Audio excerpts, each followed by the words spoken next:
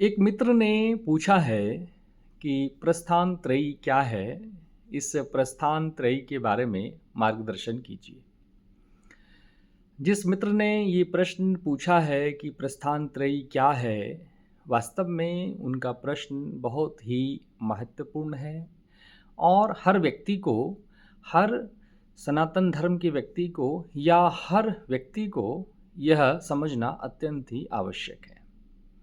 प्रस्थान त्रयी के बारे में समझने के लिए हमें सबसे पहले इसकी थोड़ी भूमिका समझनी होगी। प्रस्थान त्रयी के बारे में हमें सबसे पहले आदि शंकर आचार्य जी ने बताया है। जैसा कि इसके नाम से ही पता लगता है कि प्रस्थान का मतलब है डिपार्चर और त्रयी का मतलब है तीन। अर्थात हम कह सकते हैं कि डिपार्चर के तीन रास्ते हैं। There is 3 way of departure from this world. अर्थात इस भौतिक जगत से जाने के लिए तीन मार्ग आदि शंकर आचार्य जी ने बताए हैं। तो वो आखिर मार्ग है क्या? इस मार्ग को जानने के लिए सबसे पहले हमें जानना होगा कि ये तीन चीज़ है क्या। तो ये तीन चीज़ों को समझने के लिए हम आते हैं। सबसे पहला जो उन्होंने बताया है, उन्होंने कहा है कि सबसे पहले आपको ब्रह्म सूत्र के बारे में जानना होगा। ब्रह्म सूत्र एक बहुत ही अच्छी पुस्तक है। वास्तव में इसको अवश्य ही हर व्यक्ति को पढ़ना चाहिए। इस ब्रह्म सूत्र में बताया गया है कि ब्रह्म क्या है, जीवन क्या है, मृत्यु क्या है, जीवन के बाद क्या है। इन तमाम सारी रहस्यों के बारे में ब्रह्म सूत्र नामक पुस्तक में विस्तार से चर्चा की गई है। इस ब्रह्म सूत्र पे बाद में कई विद्वान हुए हैं जिन्होंने ब्रह्म सूत्र की अपने हिसाब से उन्होंने व्याख्या की है। दूसरा जो ग्रंथ है वो है उपनिषद। उपनिषद का मतलब है कि अपने गुरु के सम्मुख, अर्थात अपने गुरु के सामने बैठ करके हमें अपनी जिज्ञासाओं को पूर्ण करना और उनसे ज्ञान प्राप्त करना, ये उपनिषद है। उप का मतलब नीचे होता है, निषद बैठकर चर्चा करना या ज्ञान प्राप्त करना, ये उपनिषद है। तीसरा जो उन्होंने बताया है वो उन्होंने बताया है वेदांत।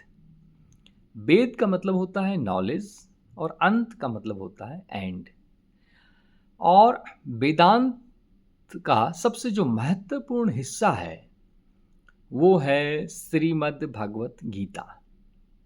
अपने देश के एक बहुत बड़े गीता के मनीषी हुए हैं। वैसे तो हमारे देश में बहुत विद्वान लोग हैं जिन्होंने सनातन धर्म के ऊपर, प्रस्थान त्रयी के ऊपर, श्रीमद् भगवत गीता के ऊपर, वेदों के ऊपर, उपनिषदों के ऊपर, पुराणों के ऊपर टीकाएँ लिखी है, उनके ऊपर उन्होंने भाष्य किया है।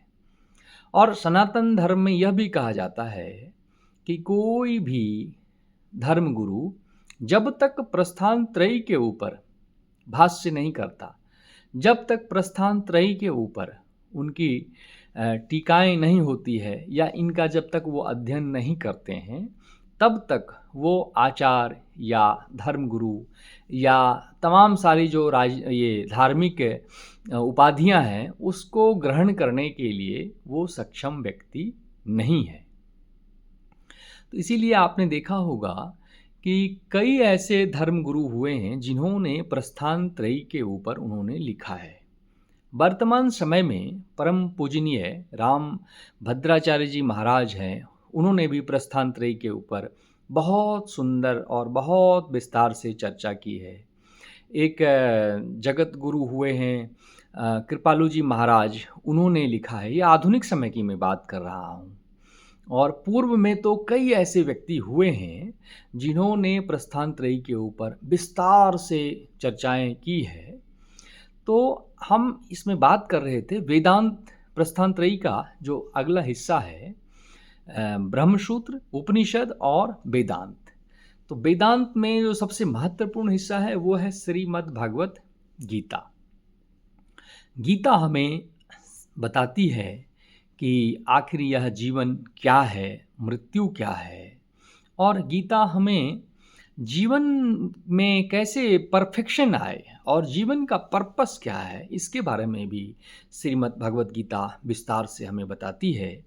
और अपने देश के, जैसा मैं बता रहा था, कि एक महान गीता के मनीषी हुए हैं सर्वपल्ली राधाकृष्णन जी ने गीता के बारे में बताया कि this is the final phase of human thoughts, यानी मानव जहाँ तक सोच सकता है उसके आगे की चीज़ है श्रीमद् भागवत गीता में।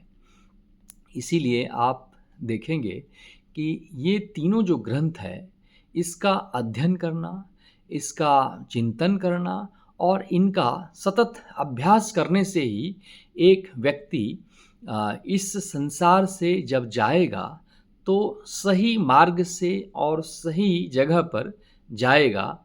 और जैसा कि गीता का जो सबसे आखिरी श्लोक है, 700वां श्लोक है, उसमें यही कहा गया है। उसमें कहा गया है कि यत्र योगेश्वरः कृष्णो यत्र पार्थो धनुर्धर तत्र श्री विजय भूतिर्धुर्वा नीतिर्मतिर्मम। यानी आपको अगर इस संसार से सही दिशा में जाना है, सही मार्ग से होते हुए जाना है, तो आपको प्रस्थान त्रयी को ठीक प्रकार से समझना होगा। और श्रीमद् भागवत गीता में भगवान कृष्ण के द्वारा बताए गए मार्ग पर और सद्कर्म को करते हुए हमें इस संसार से जाना होगा। और आगे की चर्चा फिर कभी। हरि ओम तत्सत।